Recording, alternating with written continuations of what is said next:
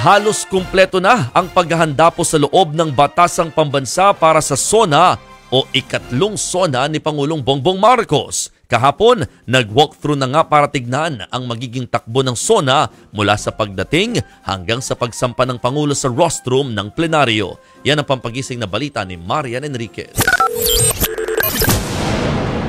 Nakalatag na ang red carpet. Nakapwesto na ang mga upuan ng VIPs. At finishing touches na lang sa ilang bahagi ng batasan ang hinahabol ngayong araw para sa ikatlong State of the Nation address ni Pangulong Bongbong Marcos sa July 22. Ready na, 100%.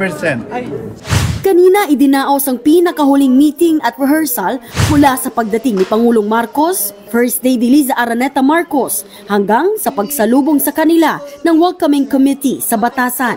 Pangungunahan niya ni Senate President Cheese Escudero at House Speaker Martin Romualdez. Mula sa entrada ng batasan, lalakad sila papunta sa holding room. Dito maghihintay ang Pangulo bago siya pumunta sa mismong session hall.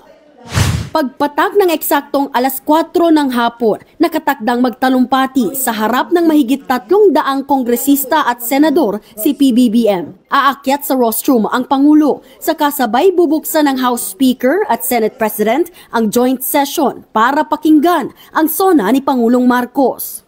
Dito sa gitnang bahagi ng session hall, sa mga pulang upuan na ito, uupo ang First Family. Gayon din ang mga dating presidente, vice-presidente, Senate President, House Speaker at maging ilang mga miyembro ng gabinete at diplomatic corps.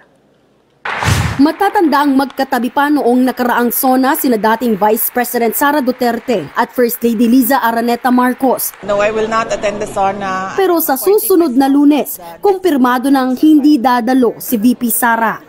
Kumpiyansa naman ang liderato ng Kamara na maayos at mahigpit ang seguridad sa loob ng batasan. Everything all set, all ready.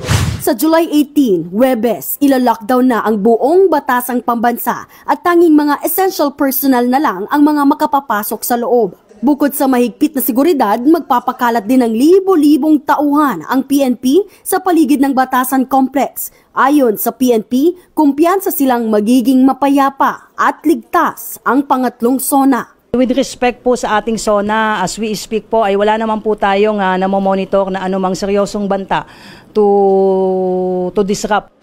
Nagbabalita mula sa Frontline, Marian Enriquez, News 5.